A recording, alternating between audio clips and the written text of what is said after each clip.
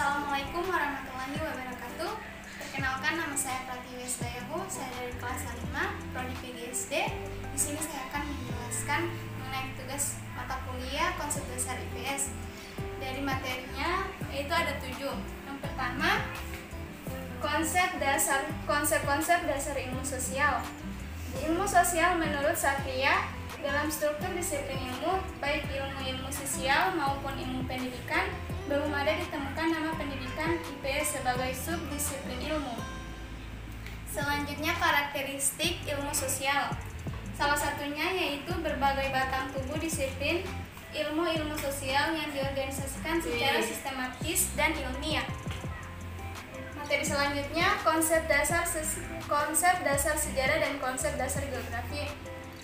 Konsep dasar sejarah yang berasal dari kata Arab yaitu jaratun yang artinya pohon dalam bahasa Arab sendiri.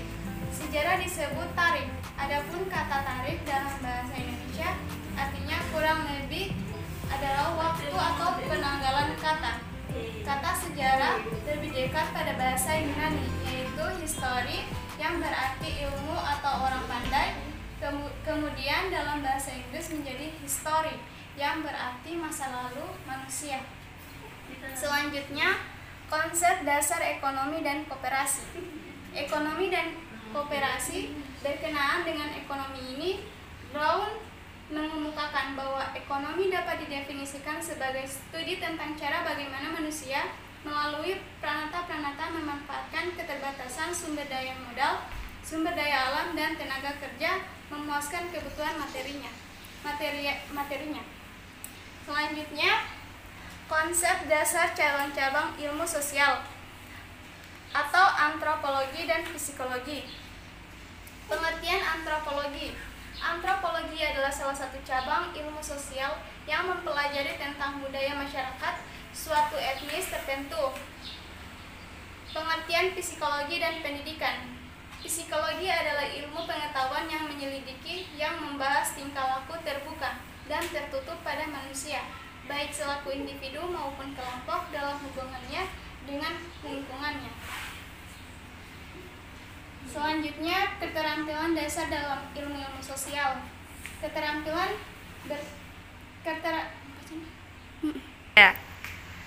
Dalam berbagai kegiatan kehidupan sehari-hari orang biasa bertanya. Kegiatan tanya jawab ini terjadi di rumah, di pasar, perjalanan, di kantor, di sekolah, dan dimanapun selalu terjadi kegiatan tanya jawab. Begitupun hanya seorang guru sudah sepatutnya memiliki keterampilan bertanya yang optimal, karena diantara sebagai profesi sebagaimana dikemukakan di atas, gurulah yang paling sering menggunakan pertanyaan dalam tugas mengajar setiap hari. Tujuannya, berbagai pendidikan yang ada memiliki perbedaan mendasar. Guru pada umumnya selalu bertanya kepada muridnya.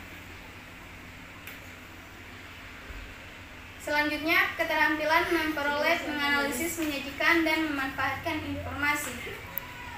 Keterampilan memperoleh informasi yang dapat digunakan untuk memperoleh informasi diantaranya dengan membaca buku teks atau memperoleh buku sumber melalui media massa seperti radio, televisi, internet, surat kabar, dan majalah melalui lingkungan sekitar manusia. Selanjutnya, pengertian individu, keluarga, dan masyarakat.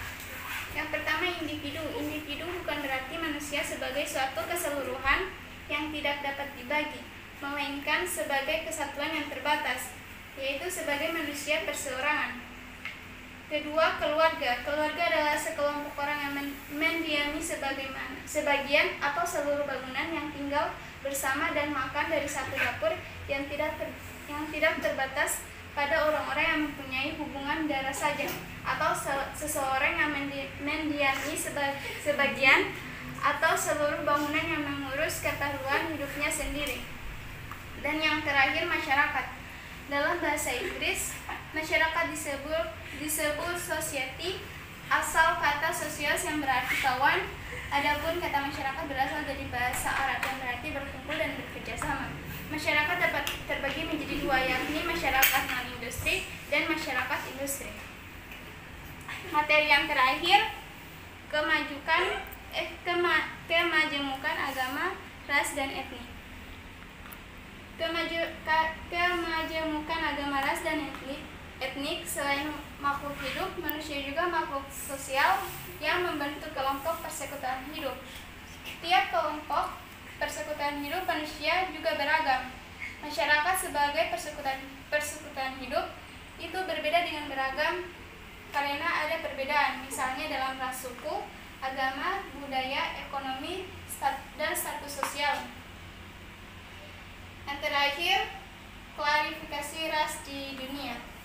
Di dunia dihuni berbagai ras. Pada abad ke-19, para ahli biologi membuat klasifikasi ras. Ada 3 kelompok, yaitu Kaukasoid, Negroid, dan Mongoloid. Ras atau subras di Indonesia. 1. Papua Melanesoid yang mendiami wilayah Papua, Aru, dan Kai.